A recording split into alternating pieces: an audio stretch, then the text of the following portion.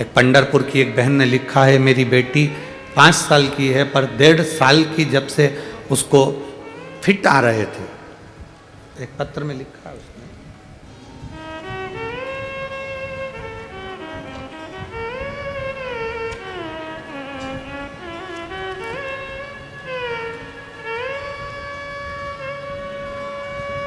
मेरा नाम राजलक्ष्मी अक्षय भुजंगे है।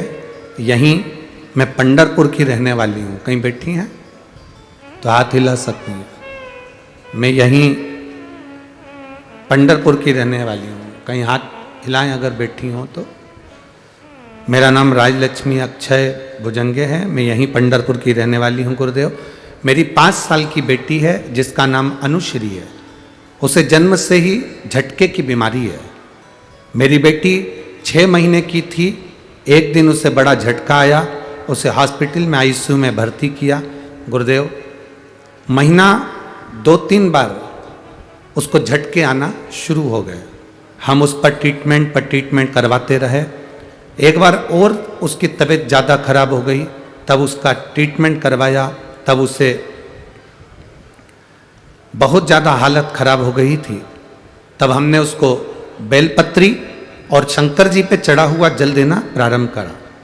मेरी बेटी 2.5 साल की हो गई गुरुदेव।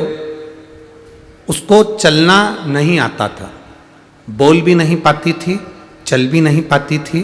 पर बाबा का मैं क्या गुणगान करूं गुरुदेव। एक हमारी पड़ोसन की आंटी जी बोली, तू 1 लोटा जल शिव जी को चढ़ाया कर और उस जल को बेटी को दिया कर। हमारी बेटी तो वैसे ही झटके आते थे उसको महीने भर, और तकलीफ ये थी कि चल भी नहीं पाती थी, बोल भी नहीं पाती थी। मैंने बगल वाली आंटी के कहने पर उसको पानी देना प्रारंभ करा।